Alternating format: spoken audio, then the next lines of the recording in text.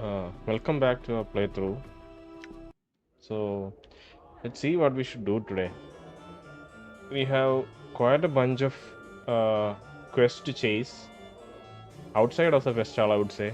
Most of them are leading outside of the festival right now. So, I think we'll slowly try to tackle them one by one. Maybe the ones closest to the festival first, and then we'll probably head towards Finam's house. And on the way, maybe we'll check in inside the art gallery to pick up the Styx wash, which can be useful for Merriman's quest. And then maybe later we can even go to Foundry and complete the couple of quests there. Lower Ward, I mean, I guess the siege tower is located in Lower Ward, right? And then later we can go to Foundry and try to complete the uh, try to craft the item. So those are a couple of things we can do. But ultimately, we have a line on Ravel right now, but to reach her, I think first maybe we need to find the door in Foundry where it's located, and then we also need the key, which supposedly maybe Echo knows about. But to get Echo to talk, we need to first solve Dolora's quest. So all of those are things kind of lined up for us. We can pick and choose at this point. Before that, I think maybe let's do a couple of smaller things. First of all, let's confront Morte. So we made a promise some time ago to maybe talk to Morte again after Far From Grace kind of made a comment about Morte, about how he has a Baatorian smell. So we'll try to ask about his death maybe, or if we remember something, I don't know. We'll pursue a couple of questions with Morte with that objective in mind, about what Far From Grace said. So I think earlier we had a new question for Morte about the blood war, but that probably got triggered because of this little lecture, I guess. Not sure if that was directly related to Far From Grace's comment. So let's talk to Mort, and then I think maybe we'll just peek our head into the public sensorium. Maybe read experience one of the sensory stones before maybe heading out of the festival. That's what I have in mind for now. So let's see. Let's talk to Mort first. Hey, what's eating you, Chief? Can you read to me what's tattooed on my back? Can you tell me a little more about Sigil? Mort, what are your special talents? Mort, why don't you tell me about the extra lines of tattoos? I could use some advice. You said you are a mimir. What do you know about Blood Dwar? What do you know about the night tag Ravel? How did you die, Mort? So I think we already asked this question long ago, and Mort said that he doesn't remember. But let's ask this again. No idea, Chief. I kind of forgot when I died. Can't say I blame myself much. At least there was something waiting for me after I died, even if it's a life as a floating skull. I mean, it could have been worse. What happened to your body? Uh, I don't know. All right, it's just gone. What glares at you? But don't think I miss it because I'm happy just the way I am, and I don't need your half-wit judgments or snide remarks. All right. I see. I had some other question. So that one's probably not the question regarding that. You said you are a mimir, right, Mort? Yeah, a mimir's a floating encyclopedia. You put information in, you can get information out. But are mimirs made of silvery metal? So maybe some are, but I am not. And there's stranger things on the plains than that, Chief. I don't think you are a mimir, Mort. What are you? The thing is, I've kind of forgotten if we have pursued, if we had this option earlier when we asked him about this. But let's see. I don't think you're a mimir, Mort. What are you? What's the interrogation? What do you know about mimis anyway? I know enough to think you're lying to me. I know enough to think you're lying to me. First that bit about missing line from my back, saying no to trust you, then this. What am I supposed to think? Okay, let's use that. Okay, I'm not a mimir, but I know a lot of stuff, so I might as well be one. What are you then? I'm a floating skull who knows a lot. What about that Baatorian smell you have? Okay, so pursuing it further, at one point we can ask this question. So I guess maybe we could have pursued this as far in as this point earlier, even without Far From Grace's remark. And then I guess maybe this option one would be not present. We'll have to like back out. But now questioning him about this, and having the context from Far From Grace, I guess we can ask this now. What about that Baatorian smell you have? Okay, let's see if he stumbles with this question, okay? What would you know about what Baator smells like? Unless, hey, you've been talking about me with that Tanari, haven't you? What does she know? Well, she obviously touched on something. That is a Baatorian smell, right? Okay, so he realizes that we have been talking to Grace about him. Well, she obviously touched on something. That is a Baatorian smell, right? Well, yeah, but well, yeah. So I smell a little. Excuse me. Why do you smell like Baator though? I was in the hells for a while, kind of a long while. The stench kind of grows on you. You were in the hells? What were you doing there? See, well, there's this pillar on awareness. The first layer of Baator. It's called the Pillar of Skulls, but it's more like Pillar of Heads. More like the Pillar of Heads. Okay, we also got 12,000 XP. Good going. To hear some bashers tell it, it's supposedly made of the heads of bergs, mostly sages and scholars, who used their knowing of this and knowing of that when they were alive to stress the truth a little. So much they might have hurt or killed someone by doing it. Well, when I died, I ended up there. Funny, huh? Not really. So it might have been the like it suggests you that maybe Mort in his like normal human life maybe cheated and stretched the truth a little bit and ended up there. Not really. Mort goes silent for a moment. Yeah, you're right. It's not funny at all, you see. Funny at all. You see, I think I knew a lot of things when I was alive, and maybe when I did not know something, I didn't always tell the truth about it. I'm thinking that when I bend the truth once or twice, I may have led to someone getting penned in the dead book sooner than they should have. It was me, wasn't it? Can you remember who? Can you remember who? I can't say how I know it, Chief, but I think it was you. At least once. Thing is, I can't remember what happened. I don't even remember being human or what I was even like before I woke up on the pillar. Why did you forget? But this particular detail about having us killed is something that is still kind of there's an inkling that it's still there. You know that memory is still there. So he knows that he has kind of maybe pushed us into death a bit earlier. Why did you forget? That's pretty much the way of things when you die, as I'm sure you are no stranger to. You just forget. I figure I wasn't a sterling member of the community when I was alive, but hells, who is? What size? It's just that I can't help it. Nothing worse than being honest all the time. Except being sentenced to hell. That sounds a lot worse than telling the truth. Well, that's true, but you have got to choose your lies carefully. Okay. Except being sentenced to hells. That sounds a lot worse than telling the truth. Yeah. Nothing's worse than being honest all the time. Not sure. Yeah, you're right. Again, Mort clicks his teeth. The way he does it reminds you of someone drumming their fingers. I guess just all that. Just all that good and evil and lying and cheating catches up with you. And when I got penned in the dead book, it was my turn to pay the ferryman. So how did you escape the pillar?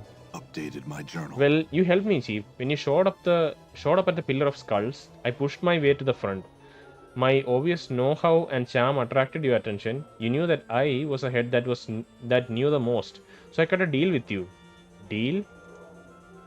As Mort speaks, okay, there's a sound effect. I didn't cast the sound effect because of the overwhelmingly cheery music, which is kind of getting to me now. Okay. So there was some sound effect. I don't know what that was, but Mort keeps speaking. As Mort speaks, your vision seems to bleed into a fiery red. And you hear a fiery red, and you hear a howling, a horrible screaming tower of voices, chittering, screeching, hammering, all of them begging, screaming to be freed, and Mort's voice, faint, almost lost in the horde. He sounds desperate, frightened, and pathetically, tragically lost. Echo, you, Skull, speak. Okay, so somehow Mort convinced a previous incarnation of us to take him alongside us. That's what, because when we woke up, we were fresh after death, right?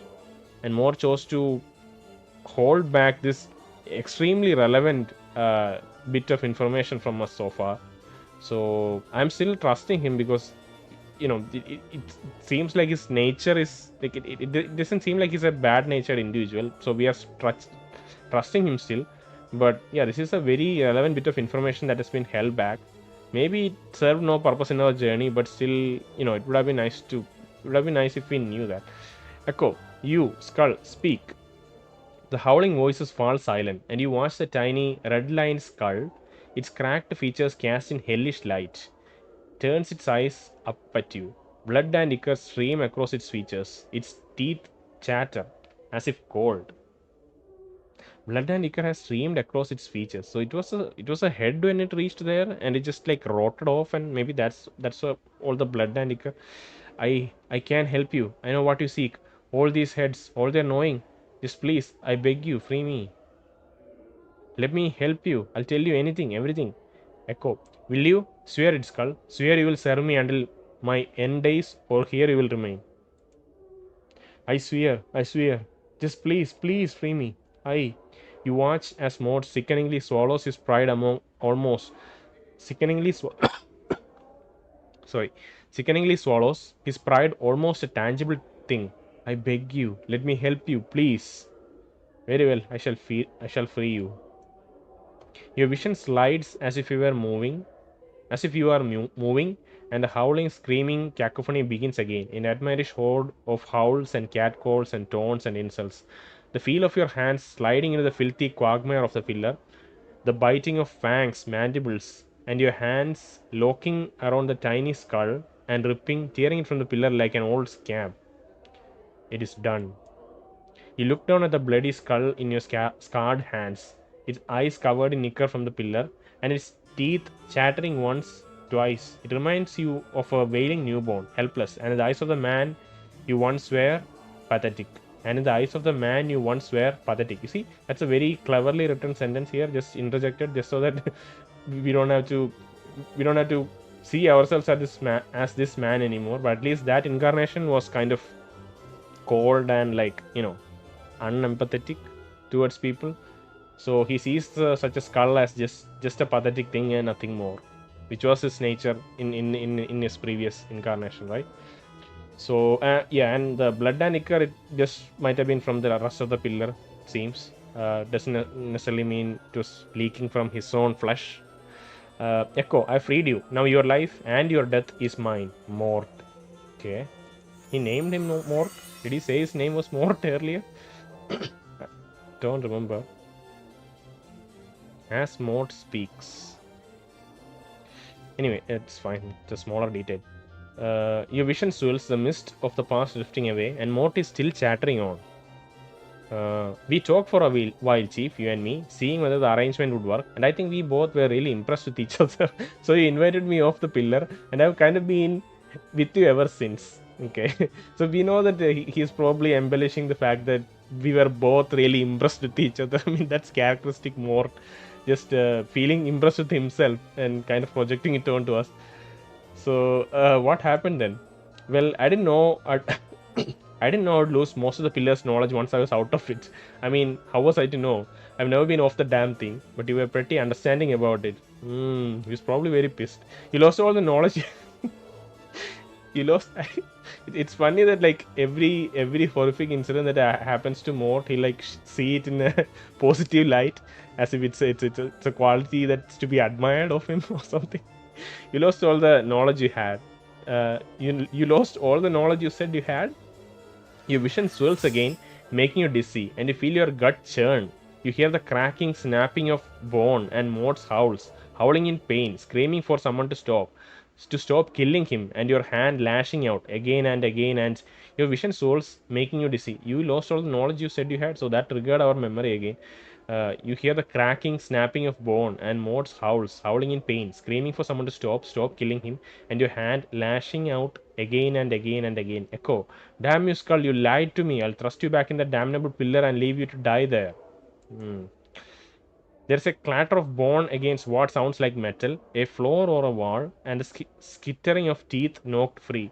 You can hear Morte mewling like a beaten dog for you to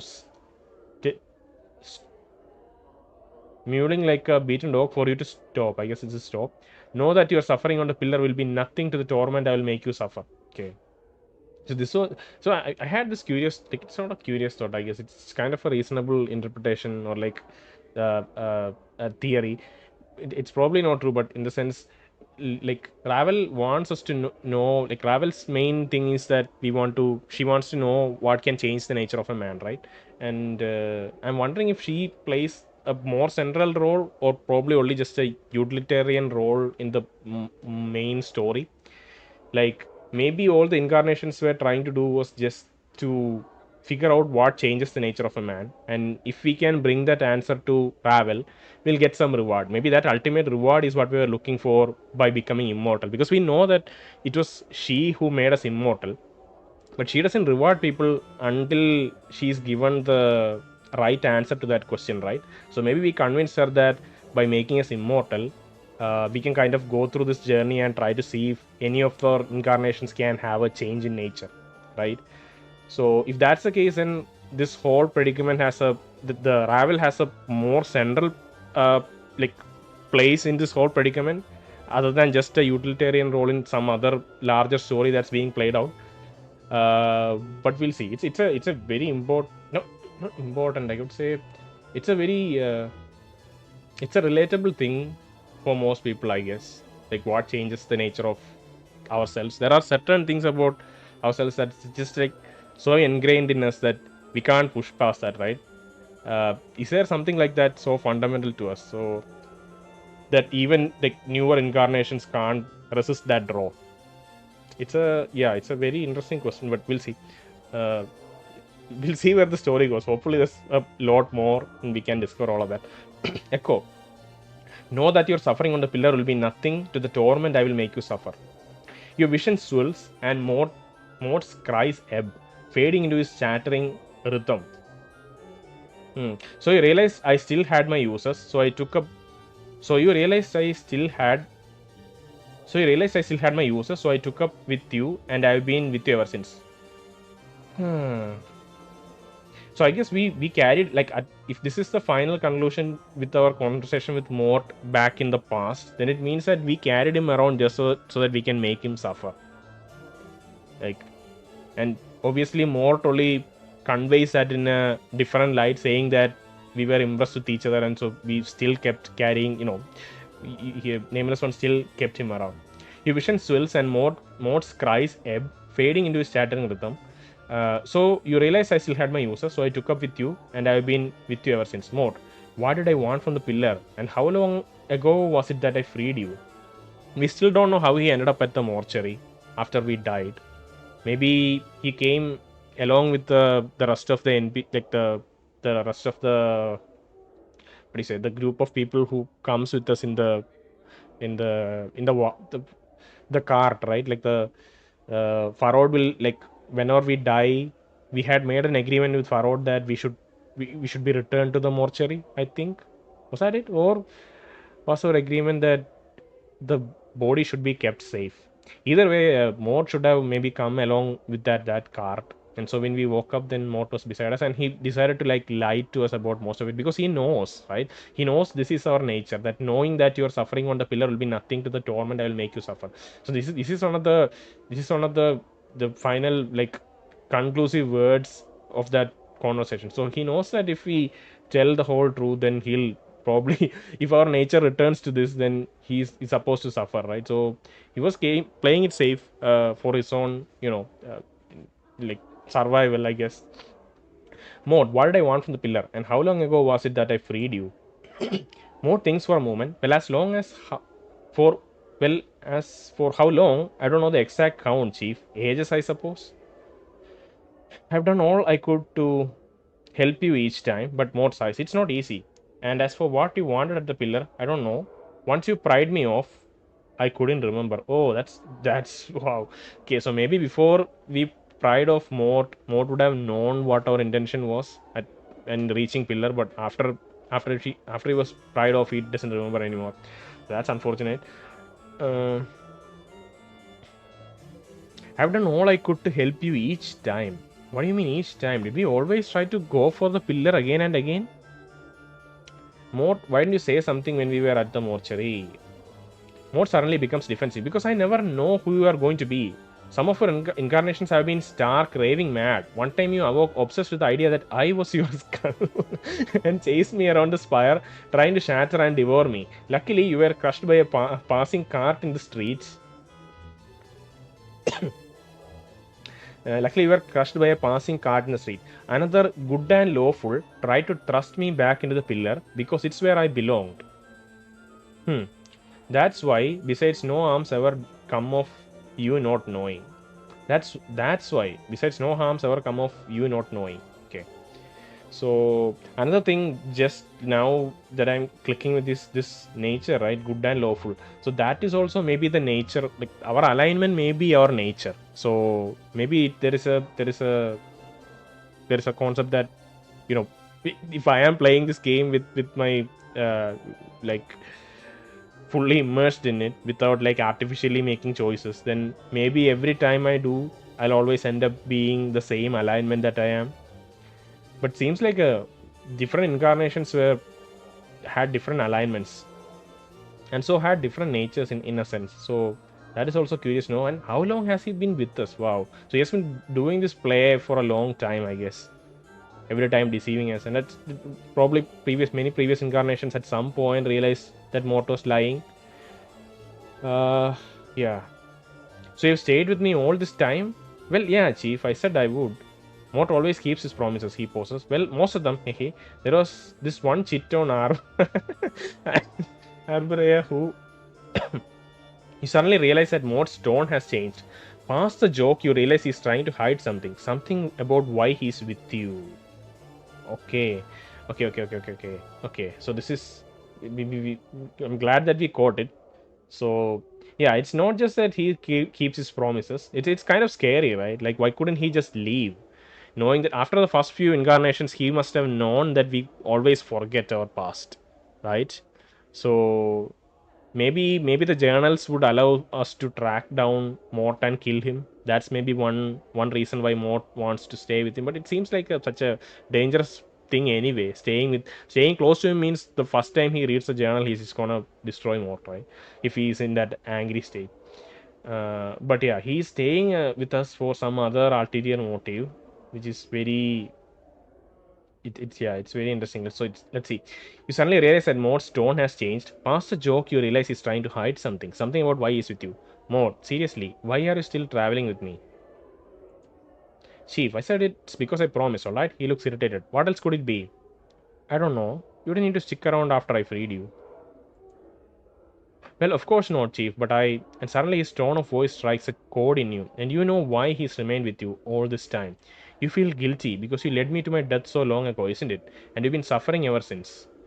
That is that convincing enough? Because like there should be a... Yeah, we explore this further because he's at risk of death every time this person wakes up. You know, so he's survived many incarnations, but that his nature can be really unpredictable, I guess. Like, his nature is not supposed to change apparently, but yeah. You feel guilty because you led me to my death so long ago, isn't it? And you've been suffering ever since.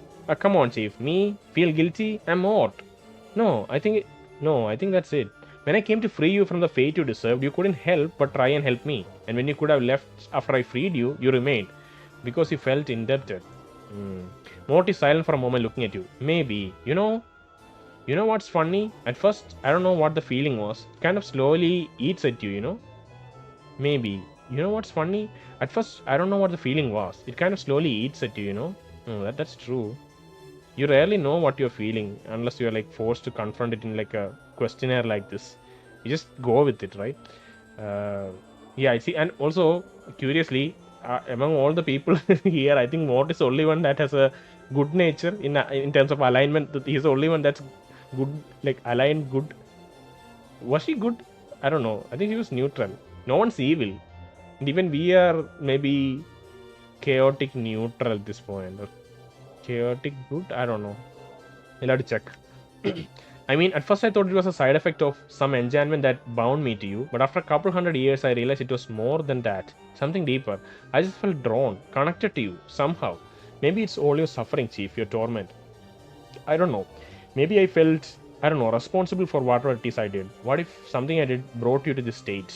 Okay. So he really has a good nature deep beneath. If this is exactly, which if you take this for face value, which we can, because it isn't the first thing, it isn't the first response that he gives to convince us. It is a deeper response, right? So we can kind of take this for granted, like this is his real feelings.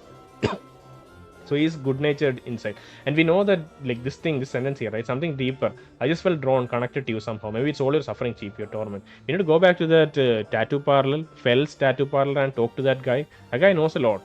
There was some cryptic messages about shadows and like how the shadows are attached to us. Oh, many people in this city know so much about us, but everyone is so unwilling to speak anymore. They just won't give any information. So we'll have to figure out what it is. Thing is, I don't think me or whoever I was really ever had to see the consequences of all the lying and cheating I had done. And when I saw you for the first time, when I was trapped on the pillar, somehow I knew that you were the one I betrayed once, long ago, more size.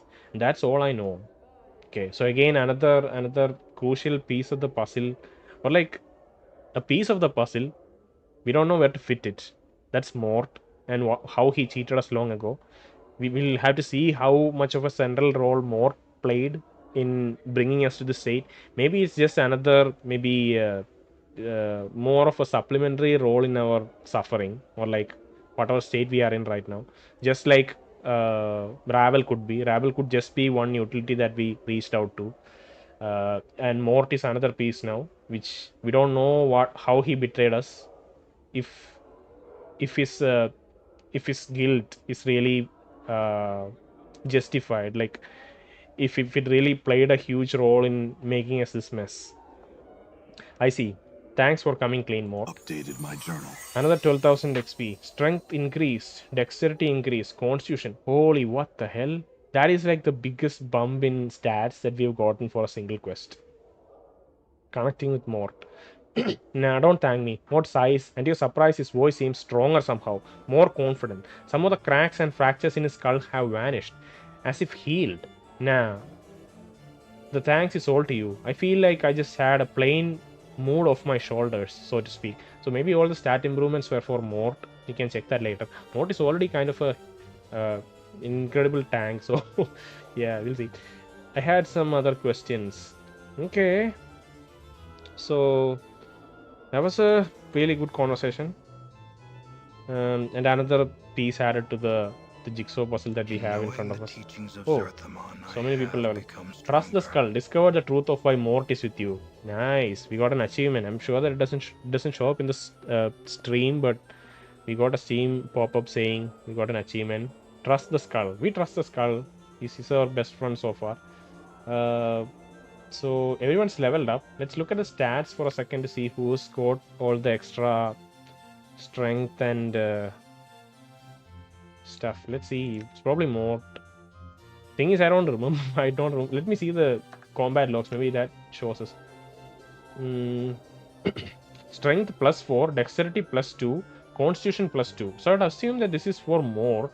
Thing is, I don't remember his original stats. Strength is 16. Constitution 18. And dexterity, is it?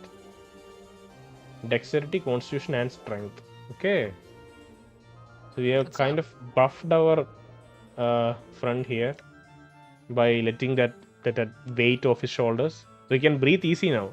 Everyone's on the same page. Hopefully that's all there was to that's all that was troubling him. Chaotic good. Yeah, okay. Is triangle good? I think triangle is good. Everyone else is. You see, everyone else is neutral.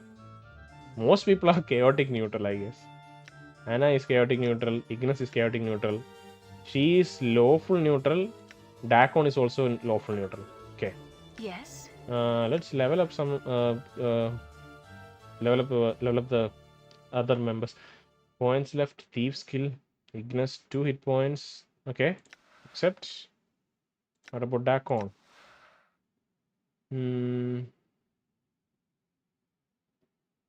Except And level up nameless one. Spell memorization abilities have increased. 1 characteristic point gain, 4 hit points, 2 hit points. Okay, alright. Let's increase our what should we increase? Intelligence, strength, wisdom, dexterity. I kind of want to increase our dexterity, but it probably won't do us any good. Exceptional, exceptional, heroic.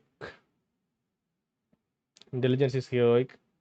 And we know that charisma has a bunch of. The thing is, we have a spell that increases our charisma by a lot. So, in case we encounter a situation where it requires charisma, I'd rather rely on that spell than increase it here. Because I don't think we are a charismatic individual. We shouldn't be.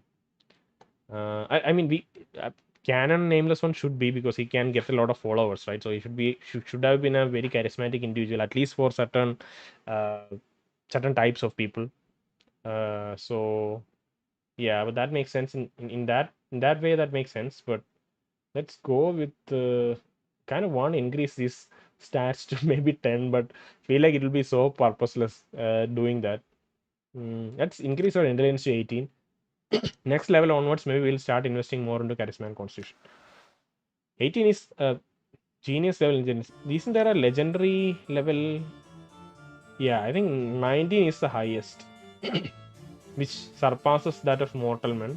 Is that the highest we have of any stats? No, 20 is highest. Yeah.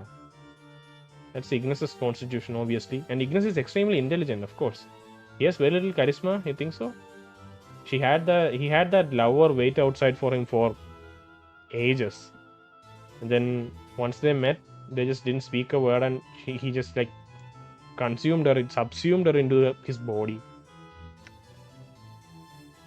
We have a very strong party, except for Anna. For her, everything's distributed, so she doesn't shine in any particular thing. Okay, that's fine. So what was our next item in the list? I think we'll quickly go check the public sensorium just to see what it looks like. Maybe look at one of the stones, and then we'll head out. Okay, we'll head out and we'll start tackling all of these objectives, starting with the nearest location. So let's. How can you help me? Can you show me the sensoriums? There are two: the public sensorium where visitors may use the sensory stones for anywhere between 10 and 50 commons, and the private sensorium where only members of the Society of Sensation are allowed. You can reach neither of them yourself. We must take you there. Take me to the public sensorium then. Okay. Narrow corridor leading to the public sensorium. Done. Sensate guide. Oh wow. Okay. Seems to be there are a lot of rooms here, so I assume there are like a lot of different experiences. Yeah. Let's talk to Sensate and make sure that they are busy. Yeah, of course they are busy. We can ask a guide what's up with this place. This man's gentle voice complements his calm and refined demeanor. Greetings. Are you here to use one of the sensory stones? No, but I had some questions first. The man notes, this is the public sensorium, whose chambers hold recorder or sensory stones. Each of the stones contain a particular sensation or a set of sensations which a user can experience for his or herself. A sensate is free to use them at their leisure, while visitors may pay a small fee. Does this answer your question? We didn't ask a question, but he's just preemptively giving the answer, saying that does this answer our question. We can say no. For the most part, I would like to use one of the stones now. There are currently more than a dozen standard sensations available, as well as 6 more extravagant experiences. The use of a standard stone is 10 copper commons, and the more involved ones will cost 150 coppers. Standard stone is 10 copper commons. The more involved ones will cost 150 coppers. One is 10 coppers, other is 15 times more than the normal sensations. Would you care to hear of the standard or the extravagant sensations? Oh, okay. So we can ask him to elaborate on all of this. Wow, we can ask him to elaborate on all of this. Then we can go through all of this and then experience them. These are like two different options we have, apparently. The man smiles and explains to you some of the various sensations that are currently available for your perusal. Will one of these suit you? Unavoidable pain, tender love, mind-numbing tedium, sheer wonder, consuming impatience, tired surrender, supernatural lust. Tell me more about some of the others. Actually, what are the extravagant ones? Okay, these are the first 7. Psychosis, festering jealousy, bitter loathing, pure glee, frightened exhilaration, grim determination, complete bafflement. Wait, describe those last ones again. Okay, so these are 14, right? We had 7 earlier, 7 now.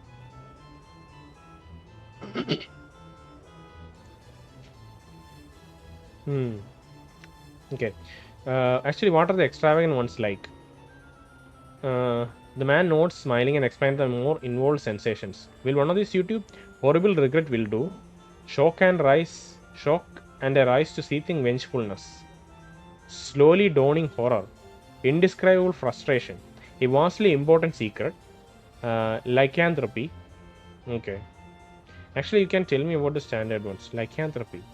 Do we have anyone with lycanthropy? I think we only met Vera rats. We haven't met anyone with lycanthropy. So if I select this, will it directly take me there? And I don't want to spend 150 comments for this. I'd rather become a sensei just for this so that we can experience this. But yeah, what we'll do is we'll take some suggestions on what we can experience in this. There are like too many here to go through. If there are any good ones, maybe if anyone suggests, then will pick that probably in a later episode. But right now, do you think we should taste one of this?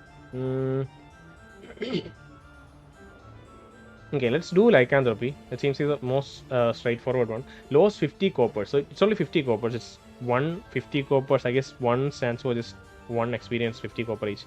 Wonderful. The stones that you shall want to use is in one of the larger chambers. One room clockwise from the stairwell. It is blue-violet in color. Stone you want to use is in one of the larger chambers. One room counterclockwise from the stairwell. It's in blue. It's blue-violet in color. Okay, so one room counterclockwise. This is counterclockwise. One room counterclockwise. So this should be lycanthropy, right? Is this room somehow representative of lycanthropy? We don't know. Let's quickly check the stone. The bluish purple stone is one that the clerk directed you towards. Within lies the experience lycanthropy. Begin the sensation. Suddenly aware that the hour has almost come, you leave from your bed and run flying from your cottage into the surrounding woods. Stumbling in the dark, you come to a small moonlit clearing, the one you had found last week, and decided to use tonight. You hastily strip off your clothes, sit in the long grass, and wait. Continue experience. Oh, by the way, lycanthropy, like everyone knows that this is becoming a werewolf, right? Yeah, just in case anyone's not caught up on that. You close your eyes, listening to the steady chirp of crickets, the throaty croaking of bullfrogs in the nearby creek, the rustle of grass as the wind caresses it. What would someone think, seeing this through your eyes? Sorry. What would someone think, seeing this through your eyes, experiencing this moment, and what was next to come? Soon you would travel to the city, find a cleric to rid you of the curse. But for now, may as well make the best of things. You rub your hands together with anticipation, grinning like a bearded, fire-haired giant of a madman. Sitting naked and alone in a forest clearing in the dead of the night. Continue experience. So he can just go run to the city to just find a cleric. Won't people be scared seeing a werewolf run in like that? A prickling sensation runs across your screens, and your senses sharpen dramatically. You breathe in through your nose, inhaling the scent of everything around you: the damp earth, the sweat on your cast of clothes, the opossum clinging fearfully to the tree behind you. Okay, it's already transformed, or is it the beginning? You open your eyes and look down at your forearms. The faint moonlight reveals the slightest skewering across their surface, but in moments, the flesh begins to ripple impossibly. Tufts of thick brown fur sprouting forth, with a grisly crackling sound like popping joints and grinding bones. Your back and shoulders begin to hunch and broaden. Uncomfortable, but not quite painful. Your muscles, your entire body mass doubles, triples in size, and continues to grow. Still fascinated by the transformation yourself, you watch as your fingers wither away to nothing, hands swelling into meaty. You watch as your fingers wither away to nothing, hands swelling into meaty paws from which burst fur and massive black claws. The night seems to become brighter, as your eyes transform. Night seems to become brighter as your eyes transform. Become sorry. Night seems to become brighter as your eyes transform.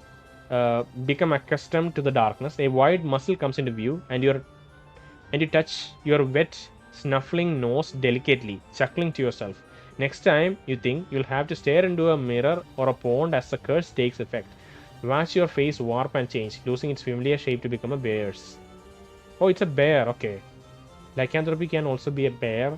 Lycanthropy is a made-up term, right? So, not a made-up term, like it's a fictionalized condition, right? So, I guess it's a bit more flexible. So I guess the experience that ended up here is the one where he's sitting in the grass, but he also had a plan that at some point maybe he'll look into a mirror or into a river just to see the transformation happen live. Yeah, and he can see the night becoming clearer because his vision is also improving.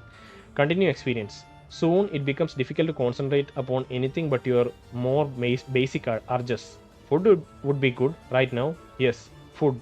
Perhaps you'll get lucky and find a nice fat catfish in the creek. You rise off your massive haunches with a huff and begin to amble through the streets on all fours, heading for the water's edge. Okay. Now after kind of rampaging through the forest for a bit, does he just walk into the city and go to a cleric to remove the curse? I have no idea how that works. Usually it's just after that full moon night, you just automatically transform, like as per like, popular lore. That's what happened, right? Happens, right? For lycanthropes, steer yourself from the experience. 1500 experience. Oh, nice. We get 1500 experience for 50 gold. We get 1500 experience. And for the codex of the inconceivable, which is more inconceivable conceivable than all the experience here, we get 1000 experience by paying 1000 gold.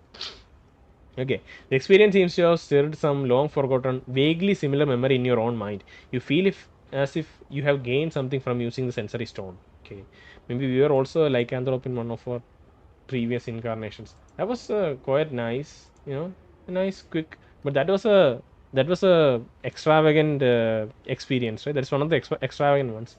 Let's choose one of the normal ones, something that looks maybe straightforward, so that we don't have to struggle and strain to read it. I trust you enjoyed the sensory experience. Something I may do for you now. I had some questions. Man notes. This public sensorium. If he said no, last time he said this and continued to use the stones, right? So if he said no, he's probably gonna shoo us away. Let's see. Then I cannot help you unless, of course, you would care to make use of stones. Yes, I would. I would like to use. Okay. uh, the standard ones. Let's see. The man smiles and explains to you some of the various sensations that are currently available for your perusal. Unavoidable pain, tender love, mind-numbing tedium, sheer wonder, consuming impatience, tired surrender, supernatural lust. None of this feels too. Yeah, all of these feel standard. Psychosis, festering jealousy, bitter loathing, pure glee, frightened exhilaration, grim determination, complete bafflement. Let's do psychosis. Good. The stone you want to use is in. I guess for both cases we chose the ones with a single word. One was lycanthropy, this one was psychosis. Even though that was not intentional. Good. The stone you want to use is in one of the smaller chambers. One room clockwise from the stairwell. It's greenish yellow in color.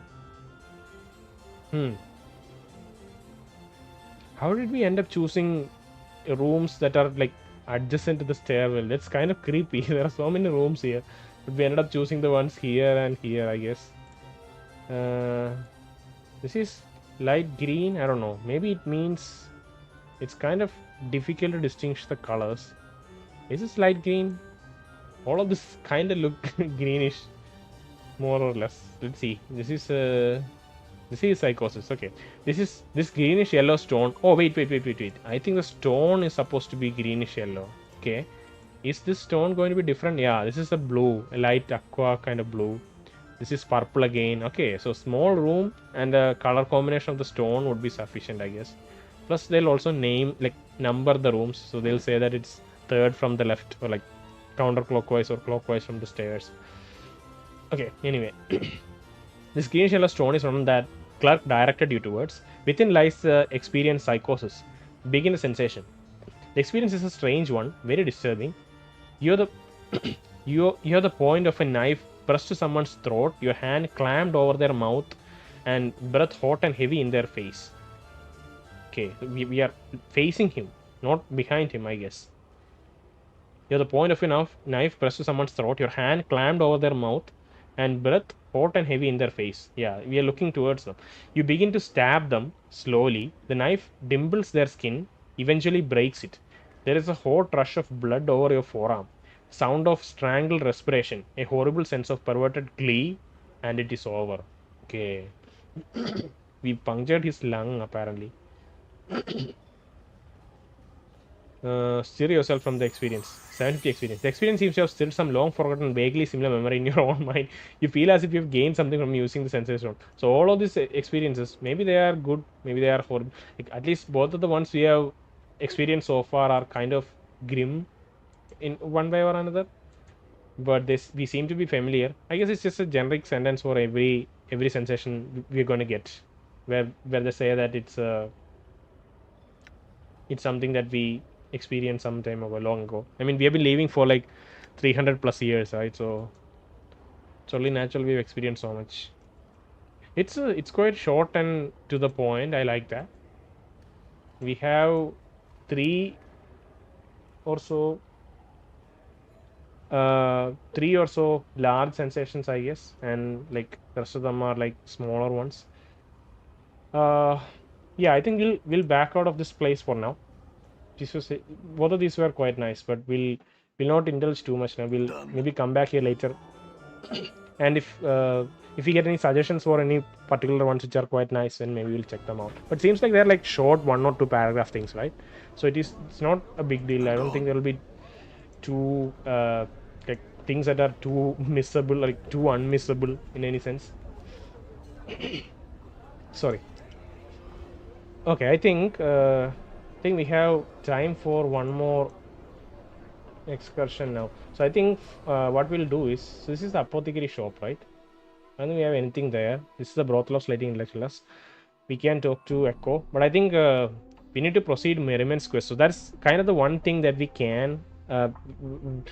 Okay, another thing is that we can proceed Juliet's quest. Juliet's quest is by talking to Mr. Morte, which we can do. We can kind of throw a wrench in their relationship by saying that, like claiming his woman in a sense, and kind of exciting their relationship, because Juliet wanted that. And I think that's how we can proceed Juliet's quest. But I don't remember if Juliet provides us anything in the main story quest line of trying to get Echo to talk to us. Either way, we'll touch upon it in a shortly or like in one of the coming episodes. For now, sorry again.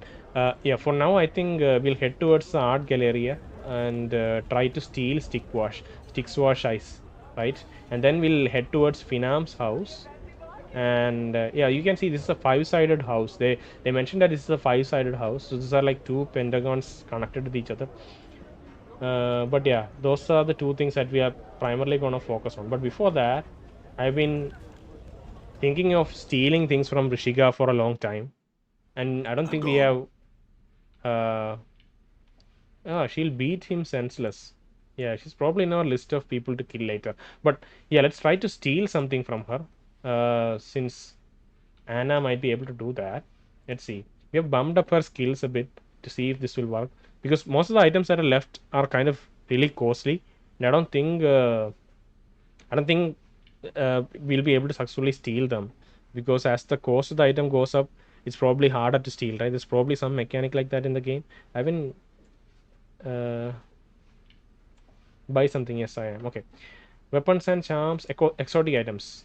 These things we cannot. Okay, by the way, we can't steal any of these things. We'll have to talk to her to get these, right? It's not in the shop, so there is no steal icon. Metallic cube figurine, front of the store. Baby oil, we can't buy baby oil. Back of the store.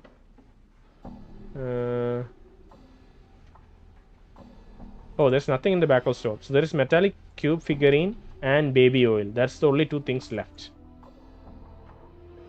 Hammer of communication. Okay, we can't really buy this though.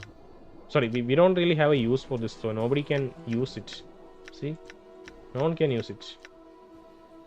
What about...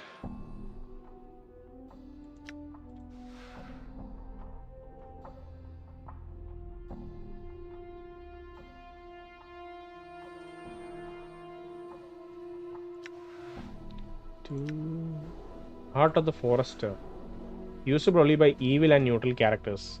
Yeah, we have a lot of neutral characters, so many can use this. Summons the Soheimen. So the thing is, this might be a single-use item, right? So it'd be like 3,000 something for a single-use item, which is crazy. What do you think we should steal? Let's try stealing a gold bracelet for now.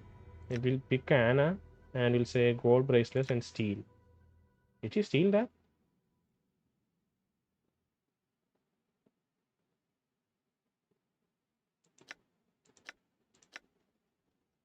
What just happened?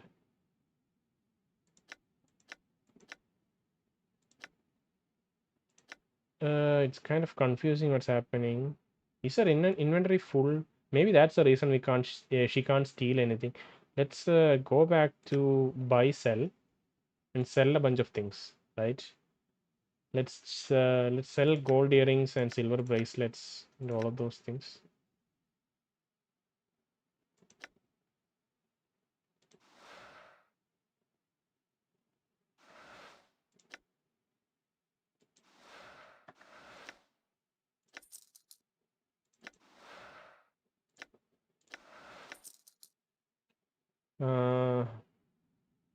Do we really need these charms? Charcoal charm and bone charm. Bone charm is kind of same as... Okay, cockroach charm is better than bone charm. Bone charm is +2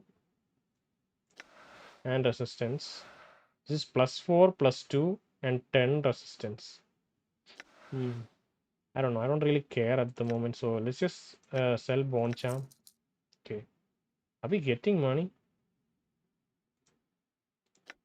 Right.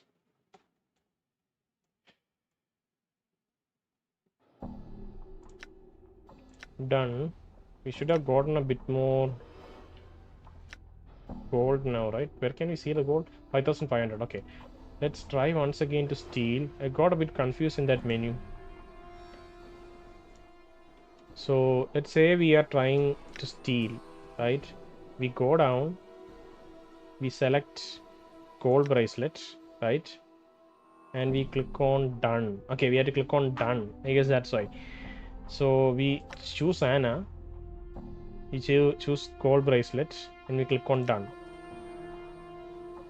Okay. Did we get the item?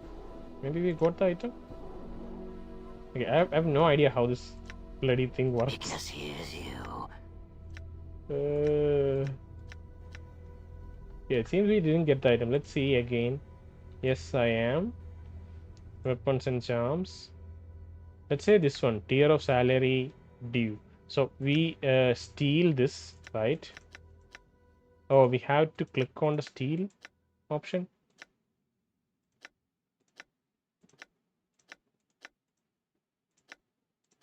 Okay, we can only click a single item to steal. We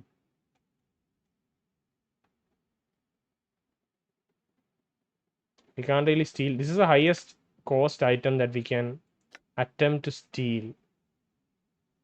Is there going to be attempt failure? Let's say steal. This time. Okay.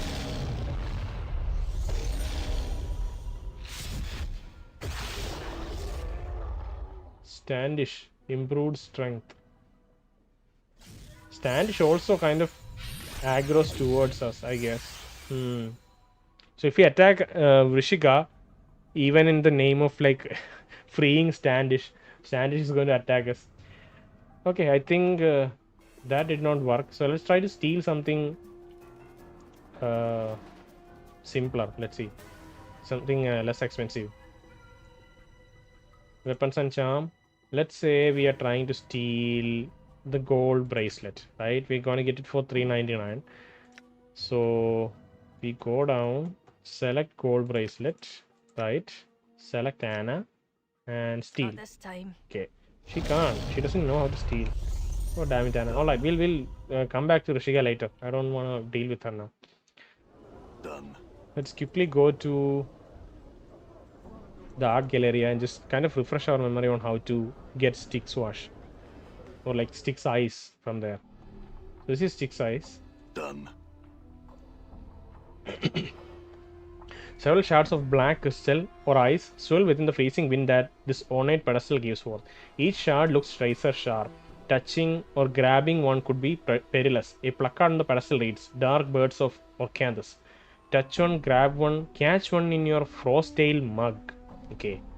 So the frostale mug is supposed to keep things cold, right? Apparently we can use that to just catch it. So we don't have to touch it, we don't have to grab it. We can just use the frostale mug and kind of scoop it in and then take it to Merriman. Let's see. You dip the mug into the icy wind rising from the pedestal, catching a small shard with a slight clang. Peering into the mug, you can see the dark bird is razor sharp. Dark bird is a razor sharp sliver of black ice. Only the mug's magical properties prevent the shard from melting away to nothing. Okay, so it just melts away unless we have the frostale mug. Okay. Nice. Right, let's look at the mug to see. Frostale mug with dark bird. This large pewter ale stain is of unusual manufacture. Its surface edged with strange runes. It keeps its contents icy cold with the surrounding temperature. Currently, it's holding a dark bird of Ocanthus, a shard of black ice from the exhibition in Vana's Galleria in Clarksward. Okay, let's save and let's talk to Vana once just to see if she has any problem with it. Vana smiles and motions you towards her. Greetings again. Do you have questions regarding one of the pieces? Yes, I do.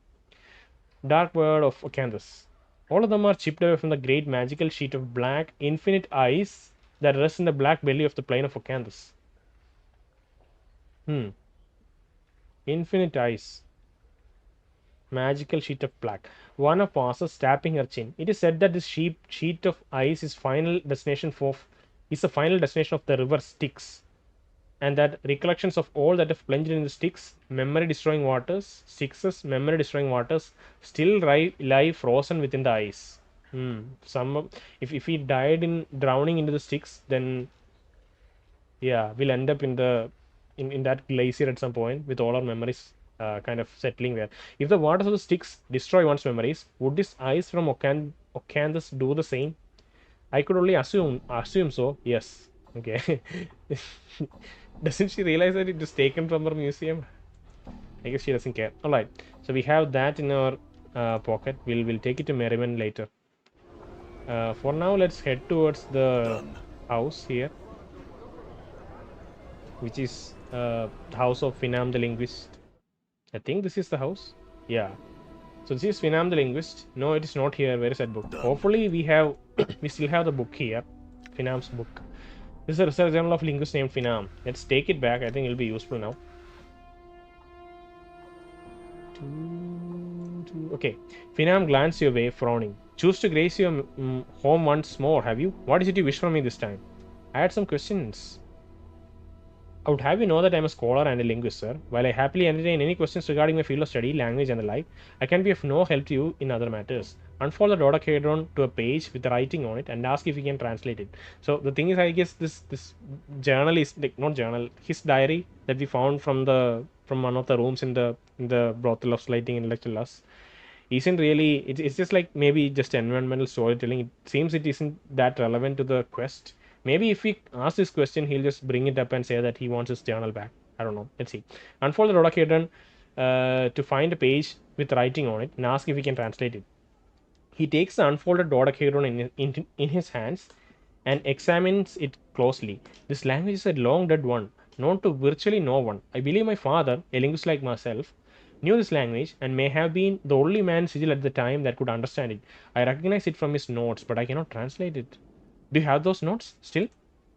Finam shakes his head. They'll be of no use to you if you are looking to translate anything. And a few actual books he had pertaining to that language disappeared around the time of his murder, I believe. Okay. They'll be of no use if you are looking to translate anything. And a few actual books he had pertaining to that language disappeared around the time of his murder, I believe. Your father's murdered. I would very much like to see them just the same. Okay. So maybe we, like one of the previous incarnations who was paranoid to hide all the tracks, maybe went and killed him. We know that the one we found inside the private sensorium, inside the, what's it called, the sensory stone, the private sensorium, was one of those paranoid ones who's hiding his track and like assuming that people were trying to kill him. So he's the one who created Dodecahedron. So maybe he went ahead and killed the only person who could translate it to, and then stole the books too. Oh no, the few actual books he had pretended the language disappeared around the same time, I believe. I would very much like to see them just the same. But he said that it disappeared. So how do you, are you just saying that that time like to the out in the open, or just talking to him? Your father was murdered. Finam notes. Strangled he was. He had left to tutor someone. He taught various languages to supplement his research income, and was discovered dead in the side chamber of the Civic Festival. Wow. Okay. The killer was never found. This was somehow, perhaps 50 years ago. Now, I was but a child. Hmm. He knew the language though and could teach it. Okay. What is your intent in asking this question? Maybe the previous incarnation who created the sensory stone was someone who lived 50 years ago. He knew the language though and could teach it. So surely he did and could.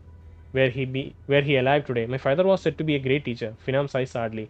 I've had his skills with language, but not his patience for others. Sadly, you can see. Is he interred at the mortuary? Updated my journal. Why, no, his ashes are kept here. He points to a bronze urn sitting up atop a cabinet beside the bouquet of purple flowers. A bronze urn sitting beside a bouquet of purple flowers? Why? A wry smile crosses Finam's lip. A necroscope, are you? Speak with the dead? He suddenly frowns. I have no wish to speak of these things any longer. You'll have to excuse me, sir. Farewell. Farewell, Finam. Okay. So, what do we do now? So this has become one of these like important interactions rather than just an inventory. So just a chest. So let's see. Pinam, can you just stand here in a corner for like 5 minutes? It'll just be 5 minutes. What do you want me to do it right in front of you? Oh, there's nothing here. What the hell? Oh, like that's the inventory. That's not the orb. Orb is right here. You can see it. It's beside the purple flowers. So let's do it. There is an urn atop the small cabinet, full of ashes and charred bits of bone. Etched into the base of the urn are words: Finn and Anline, beloved husband, father, and scholar of 100 languages. Use stories bones tell on the remains. Okay, so we have that ability, stories bones tell, and apparently we can use it here. Even though it's a stone, so even though it's an urn, even though it's ash, it's burned, that it's bone that's burned into ash, we can still kind of maybe use that ability apparently. So things aren't as straightforward, but let's see. Okay, can you please not crowd around? I'll tell you guys later what I read. Okay, just stay here in the corner for now. Done. Oh my god. Alright. There's an urn atop the small cabinet. Alright, use stories bones tell on the remains. The ashes seem to stir faintly as if moved by your breath. A faraway voice whispers up from within the urn. Why? Why have I been summoned to these ashes, cold and grey as the heart of a hag? To answer some questions, spirit. Ask then, so that I might return to my most quiet thoughts. Who are you? Describe him the writing from the folding Dodecahedron. Ask if he knows the language. Okay. Who are you? I was Finn, a linguist and a scholar. I was murdered by a student of mine, murdered so that I could not teach another language that I taught him. So that I could not teach another, that another is probably meaning another person, the language that I taught him, the tongue of Uyo. It was one of the rarest in the multiverse. I knew of none who spoke it, save myself and that one damnable murderous student. Okay. Describe to him the writing from the folding Dodecahedron. Ask if he knows the language. I could teach you this language, yes. It would please me to do so. In fact, if only to spite that bloody-handed student of long ago. First, tell me what languages you do speak. Learn what you can from the spirit. Okay. As the spirit speaks, speaks to you of the lost language of Uyo, there is a throbbing sensation in your temple as a memory begins to surface. Memories of this language, you recall letters, words, phrases, until, like a spire wind blowing away the blanket of poisonous smoke over the great foundry, the language is once more revealed to you in its entirety. It's nice that they included this very specific metaphor here. Is this a metaphor? Is it something we can call a metaphor? I don't know. This reference to the spire wind blowing away the great foundry is something specific to sigil, right? And not some common phrase in the language, like in the English language. So they use that to kind of convey the effect of our memory being revealed once it's just sparked by the urn. So we recall being learning it, like you recall the letters, words, phrases. So we probably the one who killed, like our previous incarnation is probably the one who killed this person, I guess. Continue. 8,000 experience. There is another memory, though bubbling to the surface, a darker one. Its presence troubles you somehow, fills you with unease and unexplained pangs of guilt. Repress the memory, allow the memory surface. Allow the memory to surface. At last you recall Finn and Line himself. You remember his gentle voice, his kind manner, his schooling you in the ancient language of Uyo. You also remember your scarred gnarled hand wrapped around his frail throat, crushing his larynx and thus ensuring that the secret contents of your journal, hidden and thrice trapped in a dodecahedral puzzle box and penned in the obscure language of the Uyo, would be forever safe from the prying eyes. Finn, I must tell you, it was me who murdered you. I think I understand enough of the language now. Thanks, Finn, and farewell. I don't have to. Do we have to do this? I don't really want to do this, actually.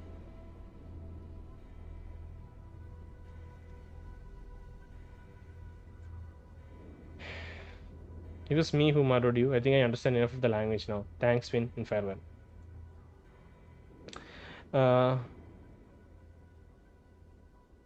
Yeah, so let's see. Yeah, I think at this moment we will be able to unlock the Dodecahedron and read the contents there.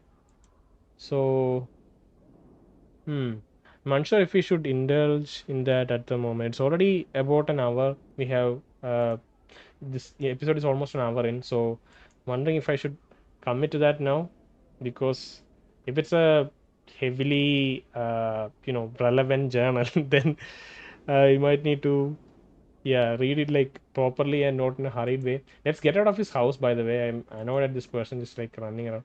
Let's go out in the open. So what else is actually left for us? We can go to the foundry and we can go to the siege tower.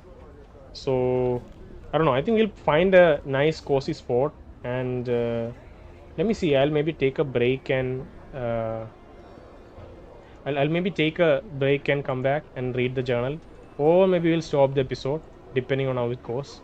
So if it is the end of the episode, then goodbye, we'll see you later. But yeah, let's see.